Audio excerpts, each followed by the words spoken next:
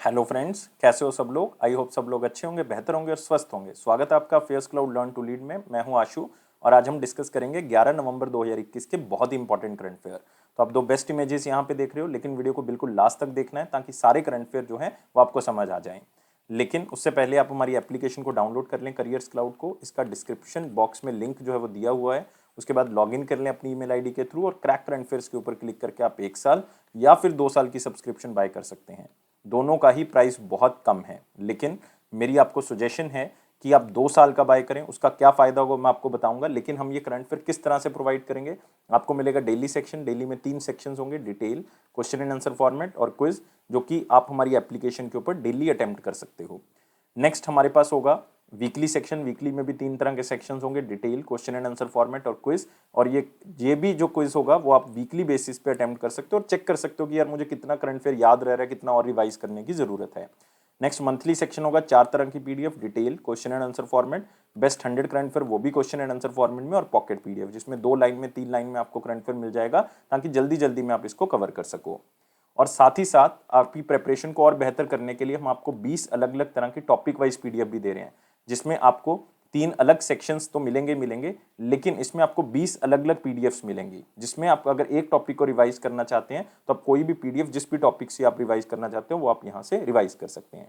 अगर आप बैंकिंग के स्टूडेंट हैं, इसमें आपको 3 सेक्शंस मिलेंगे, detail, question and answer format और क्विज। लेकिन ये तीनों सेक्शन सिर्फ बैंकिंग एंड इकोनॉमी से रिलेटेड हैं, और खास करके जो इसका क्विज होगा वो आप मंथली बेसिस पे हमारी एप्लीकेशन के ऊपर अटेम्प्ट कर सकते हैं। नेक्स्ट, जितना भी करंट फेयर जा चुका है 2021 का, वो एक ही पीडीएफ से रिवाइज करने के लिए एग्जाम पीडीएफ का यूज करें। डिटेल में बजट और इकोनॉमिक सर्वे तो आपको मिलेगा ही मिलेगा, साथ में इसमें हम एक्सपेक्टेड क्वेश्चन एंड आंसर भी बताएंगे जो बजट और इकोनॉमिक सर्वे से बन सकते हैं। और अगर आप किसी भी स्टेट एग्जाम की तैयारी कर रहे हैं तो हम आपको स्टेट करंट फेयर भी प्रोवाइड कर रहे हैं, जिसमें हम हर स्टेट और यूनियन टेरिटरी को कवर कर रहे हैं। तो ये सारी चीजें आपको एक ही सब्सक्रिप्शन में मिल जाएगी। सिर्फ हमारी एप्लीकेशन को डाउनलोड करना है करियर्स क्लाउड को, डिस्क्रिप्शन बॉक्स लिंक से लॉगिन करना है ईमेल आईडी के थ्रू, और क्रैक करंट फेयर्स के ऊपर क्लिक करके आप 1 साल या फिर 2 साल की सब्सक्रिप्शन बाय कर सकते हैं। दोनों का ही प्राइस बहुत कम है। लेकिन अगर आप नए स्टूडेंट हैं, जस्ट प्रिपरेशन को स्टार्ट कर रहे हैं, तो मैंने पहले भी बताया कि आप 2 साल का बाय करें। ये इसलिए नहीं कि मुझे कुछ ज़्यादा फायदा होगा, ये आपके फायदे के लिए है, क्योंकि अगर आप 2022 में जाके 2022 का करंट फेयर परचेज करोगे तो उसका कॉस्ट हाई होगा। अभी परचेज करोगे 2 साल का तो 2022 का मिलेगा, और वो बहुत कम प्राइस पे आप परचेज कर लोगे, क्योंकि इनके ऊपर आपको मिल रहा है 10% एक्स्ट्रा डिस्काउंट अगर आप ASH10 कोड का यूज करेंगे। और इस ईमेल आईडी और इस नंबर पे हमें संपर्क भी कर सकते हैं अगर आपकी कोई भी क्वेरी है। तो स्टार्ट करते हैं 11 नवंबर 2021 का करंट फेयर। लेकिन उससे पहले यार वीडियो को लाइक करना है, शेयर करना है और चैनल को सब्सक्राइब जरूर कर देना। अभी के अभी सब्सक्राइब कर ले, और टेलीग्राम ग्रुप को आप डिस्क्रिप्शन बॉक्स में ज्वाइन कर लें। तो इसमें हमारे पास क्वेश्चन क्या है, मोस्ट इंपॉर्टेंट में पहला, what is the rank of India in climate change performance index 2022। और आपको जान के शायद खुशी होगी कि ये एक ऐसा इंडेक्स है जिसमें इंडिया का रैंक जो है वो काफ़ी अच्छा है। मतलब आप कह सकते हो कि क्लाइमेट चेंज के अंदर जो है वो हम उसको अडेप्ट करने में, उसको ठीक करने में हम जो हैं वो योगदान निभा रहे हैं, और हम जो हैं वो आगे से कम एमिशन जो है वो कर रहे हैं कार्बन की। तो इंडिया का रैंक जो है वो 10th है। और मैं आपको बताना चाहूंगा ये पिछले 3 बार इंडेक्स में इंडिया का रैंक जो है वो कितना आया है, 10th ही आया है। लाइक 2020 में भी इंडिया का रैंक 10th था, 2021 के इंडेक्स में भी, और 2022 का जो ये इंडेक्स देख रहे हो इसमें भी इंडिया का रैंक जो है वो कौन सा है, 10th रैंक है। ये आपने याद रखना है। और सबसे अच्छा कंट्री जो क्लाइमेट चेंज परफॉर्मेंस इंडेक्स में है, और वो कौन सा कंट्री है वो भी आपको मैं बताऊंगा। और यहाँ पे आप देख सकते हैं वो कंट्री कौन सा है, डेनमार्क। और इंडिया का स्थान कौन सा है, 10th नंबर पे है। आप पहले 3 स्थान जो है वो रिक्त देख रहे हो, मतलब खाली देख रहे हो। ये पहले 3 रैंक जो है वो खाली रखे गए हैं, क्योंकि कोई भी कंट्री इन पायदान पे आने के काबिल नहीं है अकॉर्डिंग टू दिस इंडेक्स। मतलब इतनी ज्यादा हाई रेटिंग को हासिल करने वाली कोई भी कंट्री जो है वो नहीं है, किसी ने भी अचीव नहीं किया इसको। और आपने याद रखना है इंडिया की हैट्रिक हो चुकी है, जो 10th रैंक पे जो है वो स्टेबल खड़ा हुआ है। लेकिन ये रैंक निकालता कौन है, ये एक ऑर्गेनाइजेशन है जर्मन वॉच जिसने इसको निकाला है। और ये COP26 के साइडलाइंस होके जो है वो इसको निकाला है, क्योंकि आपको पता है COP26 की मीटिंग जो है, United nation framework on climate change की जो मीटिंग चल रही है वो ग्लासगो में चल रही है। तो वहाँ पे ये मीटिंग हुई और जर्मन वॉच ने ये साथ ही साथ जो है वो इंडेक्स निकाल दिया। और आपने याद रखना है एक इंपॉर्टेंट बात कि G20 जो है वो 75% of world green house gas emission करता है। मतलब G20 के अंदर जो 19 कंट्रीज हैं और यूरोपियन यूनियन है, वो सबसे ज़्यादा ग्रीन हाउस गैसेस जो हैं वो छोड़ती हैं, 75%। और इसमें अगर आप देखोगे चाइना की अगर मैं बात करूंगा, G20 की बात नहीं कर रहा, ओवरऑल बात कर रहा हूँ, कि चाइना पूरे वर्ल्ड का सबसे ज़्यादा पोल्यूटर कंट्री है, मतलब सबसे ज़्यादा पोल्यूशन जो है वो चाइना करता है। 37th पोजीशन पे है चाइना यहाँ पे। और आप कह सकते हो कि सेकंड नंबर पे यूनाइटेड स्टेट्स ऑफ अमेरिका है पूरे वर्ल्ड में जो सबसे ज़्यादा पोल्यूट करता है वर्ल्ड को, और वो 55th नंबर पे है। और अगर आप G20 कंट्रीज में देखोगे सबसे वर्स्ट परफॉर्मिंग कंट्री कौन सी है, वो है सऊदी अरेबिया, जिसने मतलब बहुत ज़्यादा क्लाइमेट चेंज को ठीक करने के लिए जो है वो काम नहीं किया। तो बहुत इंपॉर्टेंट सी चीज़ें हैं जो आप यहाँ पे देख रहे हो। और चौथे नंबर पे डेनमार्क है, पहला दूसरा तीसरा मैंने बता दिया खाली है, और 10th नंबर पे इंडिया। बस ये 2 रैंक आपने जो है वो याद रखने हैं यहाँ पे। और आप यहाँ भी देख सकते हैं बहुत ही इंपॉर्टेंट, यस आप यहाँ पे याद रखोगे कि इंडिया का 2020 में भी जो है वो क्या था, रैंक 10 था। 2021 का जो इंडेक्स आया था उसमें भी 10 है, अभी 2022 का इंडेक्स है ये, और उसमें भी रैंक कौन सा आया है, 10 रैंक आया है। तो इसलिए आप इस चीज़ को याद रखोगे। और ये जो क्लाइमेट चेंज परफॉर्मेंस इंडेक्स है ना दोस्तों, ये 2005 में स्टार्ट किया गया था, और इसका लक्ष्य ये था, ये देखा जाएगा कि कितने लोग जो हैं वो क्लाइमेट को प्रोटेक्ट करने के लिए काम करते हैं, और इसमें टोटल 60 कंट्रीज को प्लस यूरोपियन यूनियन की जो कंट्रीज हैं उनको रैंक किया जाता है। तो ये भी आप याद रख सकते हो। अगला क्वेश्चन आते हैं, who will be appointed as the next chief of naval staff. देखो बहुत इंपॉर्टेंट हो गया, क्योंकि नेवी के जो चीफ हैं वो अपॉइंट किए जाएंगे, क्योंकि जो पुराने हैं हमारे पास एडमिरल करमबीर सिंह जी, तो उनका टाइम पीरियड जो है वो खत्म होने वाला है 30 नवंबर को। तो नई पोजीशन जो है वो किसके पास जाएगी, वो जाएगी हमारे पास आर हरि कुमार के पास। तो नाम जरूर याद रखना है, आंसर क्या होगा हमारे पास, सी होगा, आर हरि कुमार। आप यहाँ पे आर हरि कुमार का चेहरा जो है वो देख सकते हो, ये होंगे हमारे चीफ ऑफ नेवल स्टाफ। लेकिन ये अभी किस पोजीशन पे हैं, अभी ये हैं आप कह सकते हो कि इनके पास इनको कमांडिंग इन चीफ बनाया गया था वेस्टर्न नेवल कमांड का, वेस्टर्न नेवल कमांड का कमांडिंग इन चीफ थे। और साथ ही साथ आपने 2 अपॉइंटमेंट्स इसमें और याद कर लेनी है। आप यहाँ पे एक नाम देख रहे हो, शील वर्धान सिंह। कौन है ये, शील वर्धान सिंह को रिसेंटली अपॉइंट किया गया है CISF, मतलब सेंट्रल इंडस्ट्रियल सिक्योरिटी फोर्स का डायरेक्टर जनरल। याद रखोगे दोस्तों, रिसेंटली अपॉइंटमेंट हुई है। और एक आप अतुल करवाल जी देख रहे हो, अतुल करवल देख रहे हो, इनको अपॉइंट किया गया है नेशनल डिजास्टर रिस्पांस फोर्स का director general. National disaster response force, दोनों ही बॉडीज इंपॉर्टेंट है, क्योंकि जो नेशनल डिजास्टर रिस्पांस फोर्स है वो डिजास्टर मैनेजमेंट एक्ट के थ्रू बनाई गई है 2005 के थ्रू, और कोविड-19 में इसका यूज भी किया गया था नेशनल डिजास्टर मैनेजमेंट एक्ट का। और जो CISF है इसकी स्थापना 1969 में की गई थी। तो दोनों ही अपॉइंटमेंट्स और भी इंपॉर्टेंट है, लेकिन सबसे important chief of naval staff कौन बनाया गया, आर हरि कुमार, क्योंकि जो करमबीर सिंह है वो रिटायर होने वाले हैं 30 नवंबर को, तो उसके बाद आर हरि कुमार होंगे। नेक्स्ट आते हैं दोस्तों वेरी इंपॉर्टेंट क्वेश्चंस के ऊपर, लेकिन वीडियो को लाइक करना है, चैनल को शेयर जरूर करना है, वीडियो को शेयर जरूर करना है, और अभी कभी चैनल को सब्सक्राइब कर लें। और टेलीग्राम ग्रुप से आप जो है वो टेलीग्राम ग्रुप से आपको नोटिफिकेशन मिलेगा, तो उसको ज्वाइन भी कर लें। तो इसमें क्वेश्चन क्या है, who has one 2 gold medals in the inaugural ISSF president cup. तो ISSF को पता है कि मैं बात कर रहा हूँ इंटरनेशनल शूटिंग स्पोर्ट फेडरेशन की। उनका एक प्रेसिडेंट कप हुआ जिसमें 2 गोल्ड मेडल जो हैं वो इंडिया के एक बंदे ने जो है वो जीते हैं। तो आपने बताना है वो किसने जीते हैं, और ये कहाँ पे हुआ है प्रेसिडेंट कप, ये भी आप याद रखोगे। ये हुआ है पोलैंड में। कहाँ पे हुआ है, पोलैंड में। और कौन सी जगह पे हुआ है ये भी मैं आपको बताऊंगा, लेकिन फिलहाल 2 गोल्ड मेडल आपने याद रखने हैं, मनु बाकर ने जीते हैं। और मनु बाकर ने ये 2 gold medal mixed team event में जीते हैं, मिक्स्ड टीम इवेंट के अंदर जीते हैं। तो आप देख सकते हो यहाँ पे इंटरनेशनल शूटिंग स्पोर्ट फेडरेशन, या आप कह सकते हो international shooting sport federation president cup के अंदर इंडिया ने 5 मेडल जो है वो जीते हैं, जो कहाँ पे हुआ है, पोलैंड के अंदर। और शहर का नाम क्या है यहाँ पे, शहर का नाम है हमारे पास व्रोत्स्लाव। तो इसको ऐसे नहीं बोला जाता रॉकला, ऐसे नहीं बोला जाता, इसको बोला जाता है व्रोत्स्लाव, व्रोत्स्लाव। तो ये आप याद रखोगे, इसकी प्रोनाउंसिएशन ऐसे है। तो ये 3 से 10 नवंबर के बीच में हुआ व्रोत्स्लाव के अंदर, और ये पोलैंड में है शहर। और मनु बाकर ने जो है वो 2 गोल्ड मेडल जीते हैं, आप देख सकते हो मिक्स टीम इवेंट के अंदर, एक 10 मीटर एयर पिस्टल के अंदर, 25 मीटर रैपिड फायर पिस्टल के अंदर। राही शरनोबत ने वुमेन कैटेगरी के अंदर 25 मीटर पिस्टल इवेंट के अंदर जीता। सौरभ चौधरी ने जो है वो 10 मीटर एयर पिस्टल के अंदर, और अभिषेक वर्मा ने भी 10 एयर मीटर पिस्टल के अंदर सिल्वर और ब्रॉन्ज मेडल जीता है। लेकिन इसमें गोल्ड जो है वो सबसे इंपॉर्टेंट है, यहीं आपको एग्जामिनर जो है वो पूछ सकता है यहाँ पे। और याद रखना है कि इसमें 2 गोल्ड मेडल जो है वो किसने जीते हैं, क्योंकि यही हमारा क्वेश्चन था। और रिसेंटली आप याद रख सकते हो एक ISSF का जूनियर वर्ल्ड चैंपियनशिप हुई थी, जूनियर वर्ल्ड चैंपियनशिप, जो कहाँ पे हुई थी, जो हुई थी पेरू के अंदर, मतलब लिमा में हुई थी, जो साउथ अमेरिकन कंट्री है एक।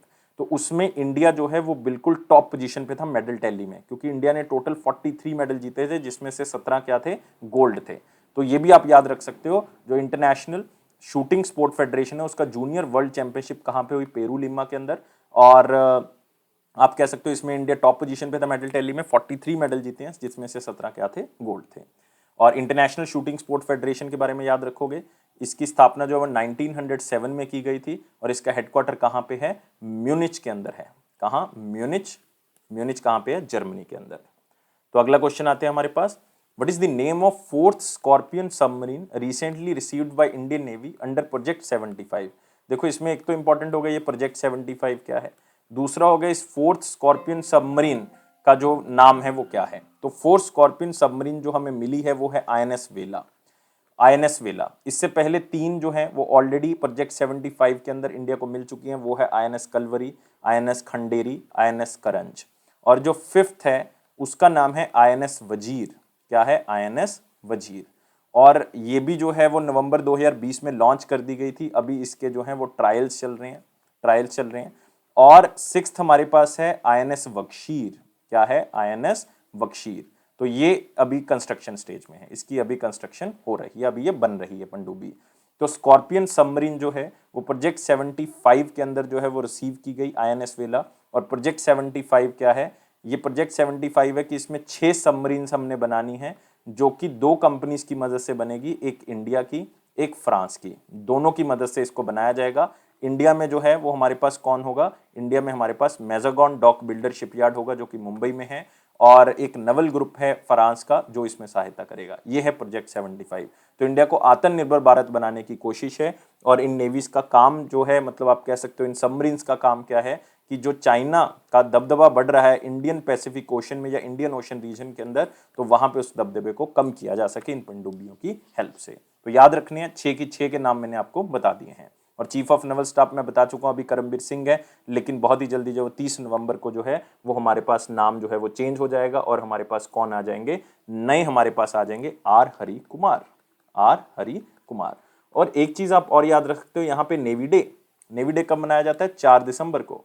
क्यों 4 दिसंबर को मनाया जाता है, क्योंकि इसी दिन जो है वो 1971 में इंडिया ने पाकिस्तान के ऊपर जो है वो जीत हासिल की थी, इंडो पाकिस्तान वॉर जो 1971 में हुई थी, जिसमें बांग्लादेश जो है वो आजाद होकर एक नया कंट्री बना था। तो नाम याद रखोगे, आईएनएस वेला। नेक्स्ट एक ग्लोबल हैकथन लॉन्च की गई जिसका नाम है हार्बिंगर 2021 इनोवेशन फॉर ट्रांसफॉर्मेशन। तो हमारे पास डिजिटल पेमेंट मेथड्स हैं, उसको और अच्छा किया जा सके, नए डिजिटल पेमेंट मेथड्स की खोज की जा सके। तो जो नए एंटरप्रेन्योर्स हैं, जो नए इनोवेटर्स हैं, उनको एक मौका दिया जा रहा है कि आप आओ यहाँ पे और इसके अंदर जो है वो आप अपने टैलेंट को दिखाओ, तो हम आपको जो है वो कुछ राशि भी देंगे और आगे बढ़ने का मौका भी देंगे। और हार्बिंगर में ही नाम छिपा हुआ है आरबीआई, तो इसका मतलब ये किसने ऑर्गेनाइज की है, आरबीआई। और याद रखना है ये आरबीआई की पहली ग्लोबल हैकथन है जिसमें उन्होंने बहुत से पार्टिसिपेंट्स को जो है वो बुलाया है ताकि डिजिटल पेमेंट्स को और अच्छा किया जा सके, पेमेंट्स जो हैं वो यूज़र इंटरफेस जो है वो उसका अच्छा हो सके, डिजिटल पेमेंट फास्ट हो सके, लेकिन साथ ही साथ सिक्योरिटी को और बढ़ाना है कि लोगों का जो डाटा है वो लीक ना हो सके, लोगों के साथ जो फ्रॉड हो रहे हैं डिजिटल वो कम हो सके। तो उन चीज़ों के ऊपर फोकस करना है। और जो भी जीतेगा उनको 40 लाख रुपए जो है वो दिए जाएंगे, अलग अलग कैटेगरी में, टोटल 4 कैटेगरीज हैं, और 20 लाख रुपए जो रनर अप को दिए जाएंगे। तो सारी चीज़ें मैं आपको बता चुका हूँ जो भी इसके अंदर है। और यहाँ पे भी आप देख सकते हो कि इसका थीम क्या है, स्मार्टर डिजिटल पेमेंट्स। मतलब ये हैकथन जो है वो किसके ऊपर काम करेगी, डिजिटल पेमेंट्स को बेहतर करने के लिए और पेमेंट सिस्टम को अच्छा करने के लिए। 4 मैं कह चुका हूँ कैटेगरीज हैं जिनके अंदर ये इनोवेशन जो है वो करवाई जाएगी। तो याद रखना ये आरबीआई ने ऑर्गेनाइज की है। नेक्स्ट एक बुक लिखी गई है ऑपरेशन एक्स, ये नेवल कमांडो ऑपरेशन के बारे में लिखी गई है। ये किसने लिखी थी, ये 2 बंदों ने इस बुक को लिखा था, संदीप ओनिथान ने और कैप्टन एमएनआर समंत ने। समंत ने, इसका मतलब आंसर क्या होगा हमारे पास, बोथ ए एंड बी होगा।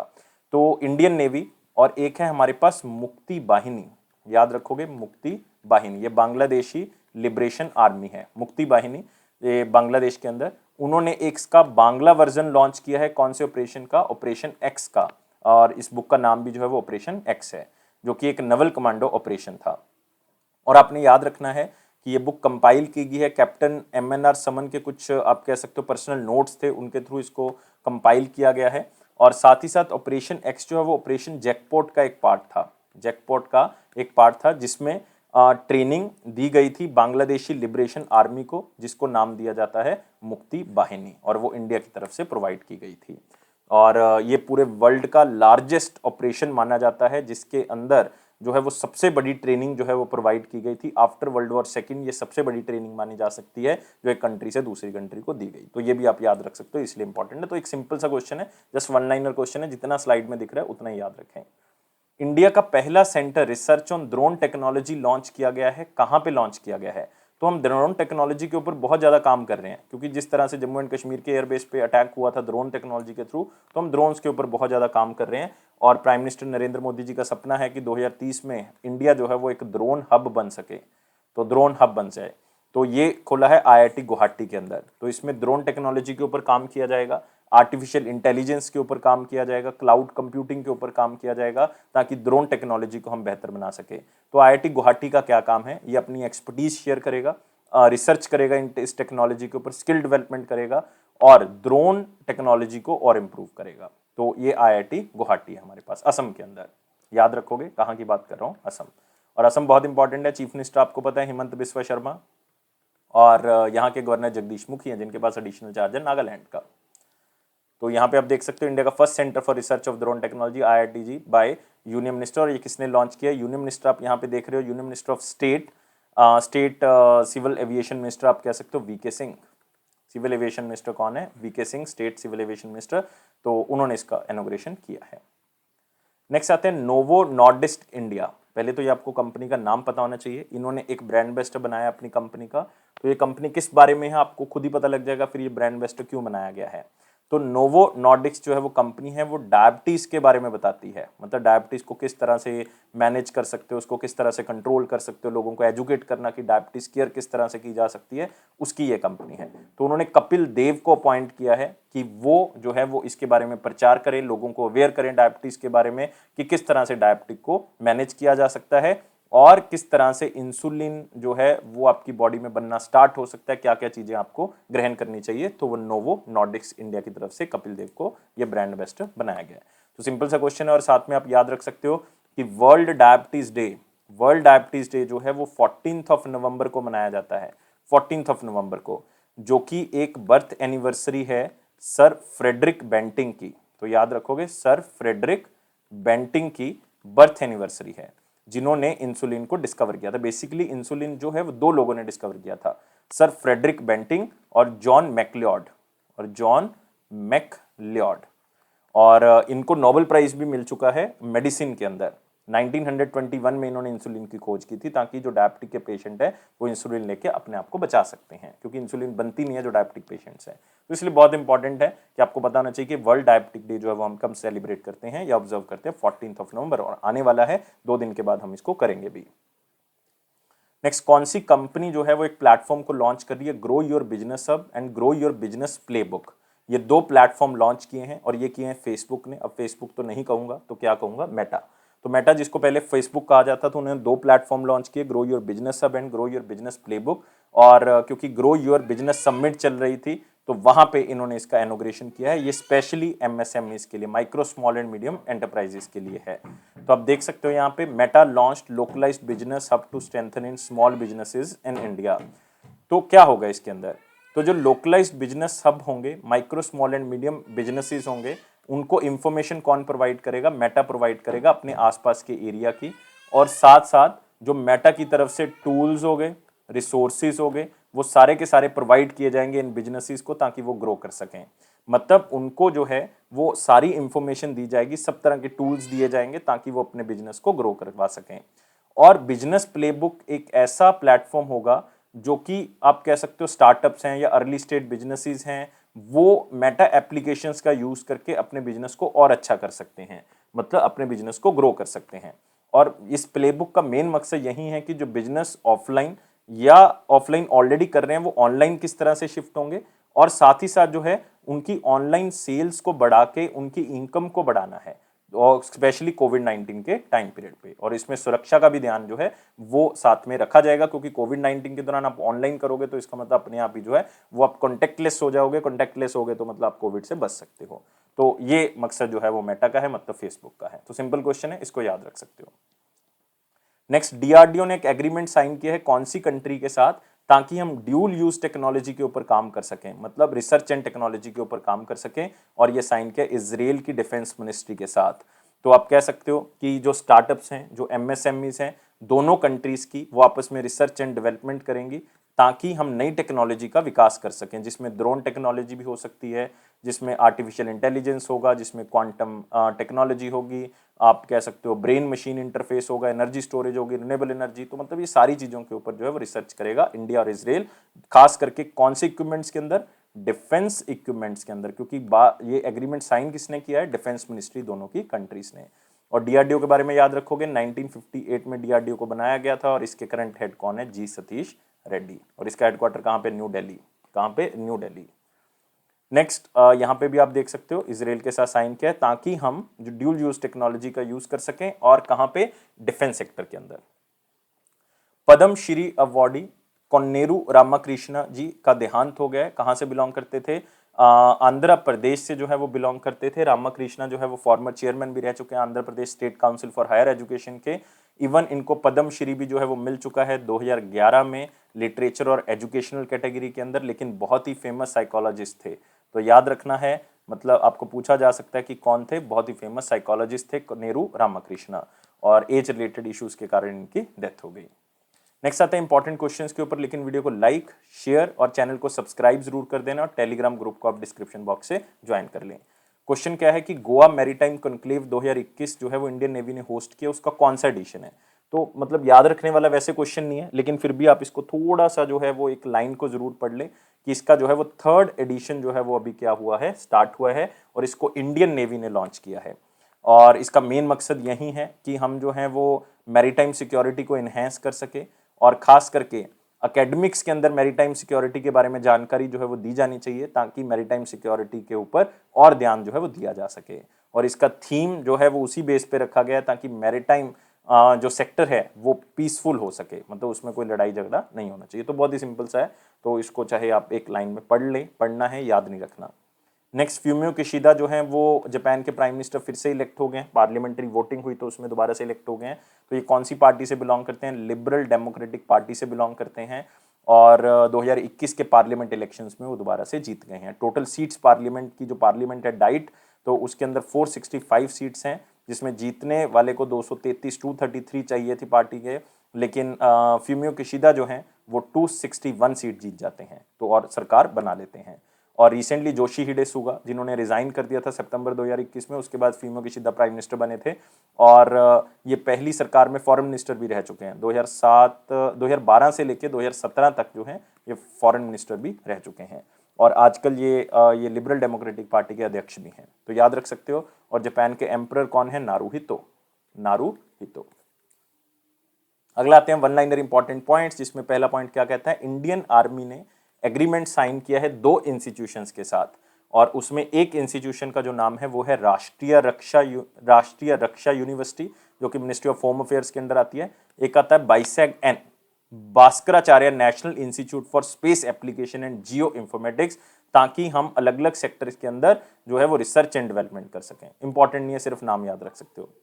यूरोपियन यूनियन ने जो है वो एक एग्रीमेंट साइन किया बृहत बेंगलुरु महानगर पालिका, इनके साथ जो है वो एग्रीमेंट किया ताकि सॉलिड वेस्ट मैनेजमेंट के ऊपर काम किया जा सके, और हम जो है वो खास करके जो सॉलिड वेस्ट मैनेजमेंट के ऊपर सरकार ने रूल बनाए हैं उसके ऊपर जो है वो एक्शन ले सकें, और waste solution for a circular economy in India उसके ऊपर काम किया जा सके।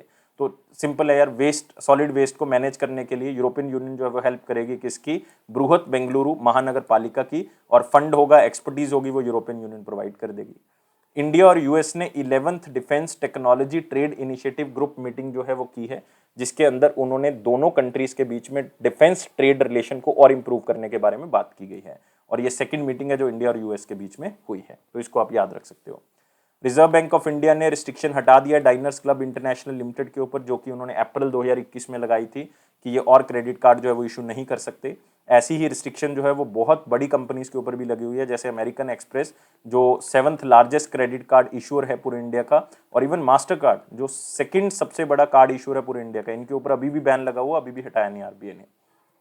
नेक्स्ट, इंटरनेशनल ओलंपिक कमेटी और United Nations office on drugs and crime ने एग्रीमेंट साइन किया है, मेमोरेंडम ऑफ अंडरस्टैंडिंग साइन किया है, ताकि करप्शन और क्राइम को के खिलाफ लड़ सकें स्पोर्ट्स के अंदर। तो मतलब ये पहले भी इनके साथ एग्रीमेंट हुआ है, ये सिर्फ एक्सटेंड किया इस एग्रीमेंट को। और याद रखना ये एग्रीमेंट साइन जो है वो कहाँ पे हुआ है, लुसान के अंदर। लुसान जो है वो बेसिकली स्विट्जरलैंड में है और इंटरनेशनल ओलंपिक कमेटी का हेड ऑफिस भी है। और 1894 में इंटरनेशनल ओलंपिक कमेटी की स्थापना की गई थी पेरिस के अंदर, लेकिन आजकल इसका हेडक्वार्टर लुसान में है, स्विट्जरलैंड में। प्रेसिडेंट है doctor Thomas Bach, doctor Thomas Bach. और United Nation office on drugs and crime की स्थापना 1997 में की गई थी, लेकिन इसका हेडक्वार्टर वियना ऑस्ट्रिया के अंदर है। World science day for piece and development 10 नवंबर को मनाया गया। तो आप कह सकते हो साइंस एंड टेक्नोलॉजी को इंप्रूव करने के लिए, साइंस एंड टेक्नोलॉजी का पीसफुली यूज करने के लिए जो है वो ये दिन को ऑब्जर्व किया जाता है 10 नवंबर को। और इसका थीम क्या था, building climate ready communities, building climate ready communities. Next आते हैं 10 नवंबर 2021 का क्वेश्चन क्या कहता है। क्वेश्चन था which of the following state separate north America from Asia. तो यहाँ पे एक बहुत ही खूबसूरत सा इमेज देख सकते हो, ये है, आप देख सकते हो यहाँ पे रशिया, ये है यूनाइटेड स्टेट्स ऑफ अमेरिका। तो अगर आप देखोगे इन दोनों कंट्रीज को जो अलग करने वाली लाइन है वो कौन सी है, बियरिंग स्टेट। स्टेट में बता चुका हूं, जो दो वाटर बॉडीज को आपस में कंबाइन कर रहा है या डिवाइड कर रहा है, और साथ में दो लैंड मास को भी जो है वो डिवाइड कर रहा है, तो उसको हम क्या कह देते हैं, स्टेट कह देते हैं। और स्टेट का नाम क्या है, बियरिंग स्टेट। तो रशिया जो है वो पार्ट किसका है, एशिया का। यूएसए जो पार्ट है वो नॉर्थ अमेरिका का है। तो इसका मतलब एशिया और नॉर्थ अमेरिका को अलग करने वाली हमारे पास स्टेट कौन सी होगी, बियरिंग स्टेट। तो आंसर क्या होगा, ए होगा।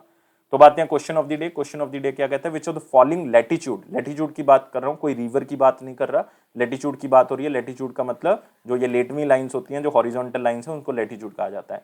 बाउंड्री बनाती हैं यूएसए और कनाडा के बीच में, क्योंकि नॉर्थ अमेरिका में दो बड़ी कंट्रीज कौन सी हैं, ऊपर कनाडा है, नीचे यूएसए है। तो इनके बीच में एक लाइन है, इसको किस पैरेलल के नाम से जाना जाता है, ये आपने मुझे कमेंट बॉक्स में बताना है। मैं वेट कर रहा हूं आपके आंसर का। सारे बच्चों ने लाइक करना है वीडियो को, शेयर करना है मैक्सिमम टू मैक्सिमम, और चैनल को सब्सक्राइब कर देना, अभी के अभी सब्सक्राइब कर लें, और बेल बटन को प्रेस कर दें ताकि नोटिफिकेशन आपको मिल सके। और टेलीग्राम चैनल को ज्वाइन कर लें, डिस्क्रिप्शन बॉक्स लिंक से। ये फेयर स्प्राउट का प्रॉमिस है कि आपके कॉन्फिडेंस को जरूर बूस्ट करेगा। इसी तरह से हमें सपोर्ट करते रहे, और बहुत बहुत शुक्रिया इस वीडियो को देखने के लिए, लेकिन लाइफ को बहुत ज़्यादा सीरियस ना लें। Thank you guys, take care and bye bye.